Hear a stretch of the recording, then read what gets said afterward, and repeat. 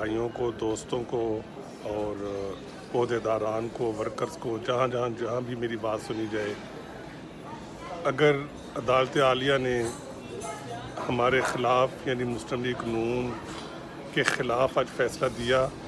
تو بھرپور طریقے سے اس کا احتجاج کیا جائے اور اس کو ہر جگہ جہاں بھی ممکن ہے اس کو پھیلایا جائے، کیونکہ یہ نہیں ہو سکتا کہ عمران خان جو ہے وہ حکومت میں ہو تب بھی عدالت عالیہ اس سے انڈر پریشر ہو کہ اس کے حق میں فیصلے دے، اور آج اگر وہ اپوزیشن میں ہے اور عدالتوں کو اور اداروں کو کھلم کھلا گالیاں دیتا ہے اور اس کے جو حواری ہیں وہ دھمکیاں دے رہے ہیں، تو اس کی جائز اور ناجائز بات جو ہے وہ مانی جائے۔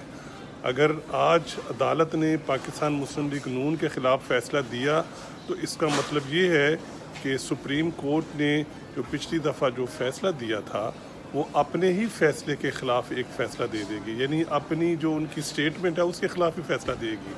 تو پھر سوچنے کا مقام یہ ہے کہ پھر قانون اور آئین کہاں گیا؟ پھر